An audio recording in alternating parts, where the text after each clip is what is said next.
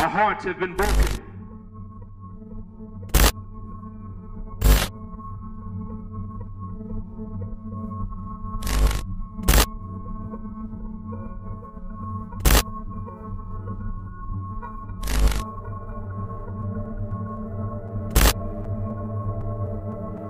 Have come to the conclusion that insufficient evidence exists to charge either officer with a federal crime in connection with this incident. We expressed our condolences for the loss of their nephew, father, and their children's father.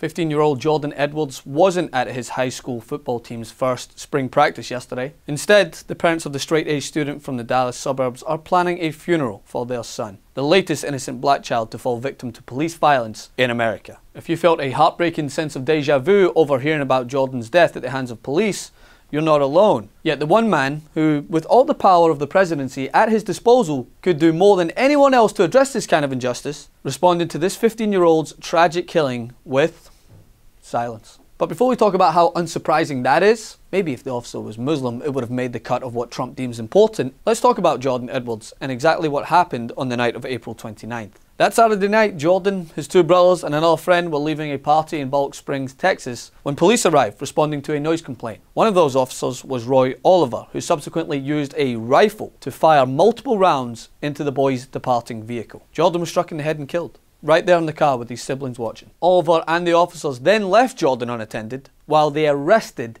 his brothers and hauled them off to jail for hours. So let me get this straight. Immediately after witnessing the unimaginable horror, they're the ones who get arrested, and by the same man who just killed their brother. What followed was the despicably familiar story that has become commonplace after these incidents in the US. Specifically, Police Chief Jonathan Haber immediately defended Officer Oliver's action, stating that the teenagers leaving the party were driving towards the police in reverse in an aggressive manner. Officers confronted a vehicle backing down the street, and despite multiple verbal commands from the officer, the vehicle continued to reverse, backing into the main roadway. Now, even if that wasn't a bold-faced lie, which it was, how would that have merited an officer recklessly firing a rifle into a car in the first place? Well, that would be a reasonable question anywhere not governed by the shoot first, try to avoid answering questions later method of policing that predominates here in the United States. These kids were actually doing what every kid at a rowdy party should do when law enforcement is called: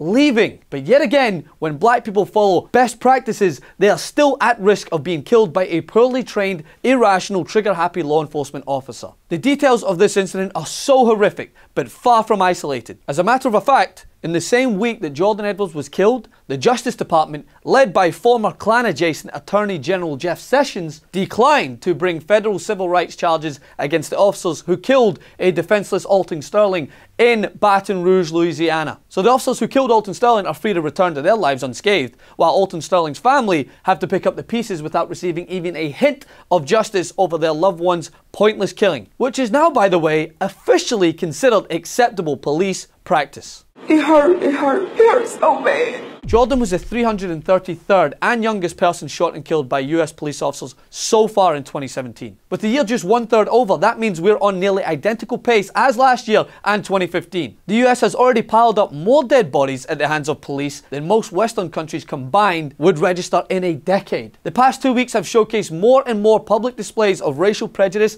and police injustice to remind us that this issue is far from resolved. In fact, it's getting worse. From stomping on heads to chokeholds on minors, to gross reminders of the ugliness and bigotry that still remains, and to this ruthless killing of a bright young boy. But none of this is worthy of a mention to the current Commander-in-Chief. None of this is noteworthy enough for the Attorney General to reconsider his proposition to roll back Obama-imposed reform in states that demonstrated clear cases of racial injustice. Oh yeah, in case you didn't know, Sessions has already sought to withdraw from a previously negotiated oversight agreement in Baltimore, the city in which Freddie Gray was arrested and subsequently killed while being driven to the police station. Sessions' reason? He's concerned about the damage a federal investigation might do to police morale. What about African American morale, you idiot? What about the morale of the citizens of your country who fear for their lives whenever anyone with a badge on his chest and a chip on his shoulder rolls up? Police have to face accountability, and so do their superiors who protect law-breaking cops with blatant fucking horrendous attempts at cover-ups. Like, the car was reversing, there was weed in the car, he was walking away with his hands up, but I still feared for my life. Enough!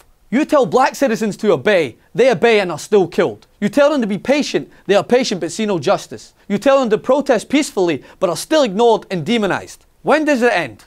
To be honest, I really don't know all the answers, but I'll tell you where it begins. Decisions from those running this country to acknowledge what's going on and explain what their plan is for police reform. Follow me on Instagram at Francis M. Maxwell, and on Twitter, share your thoughts over there at Francis M. Maxwell. Also, share this video and please continue to resist.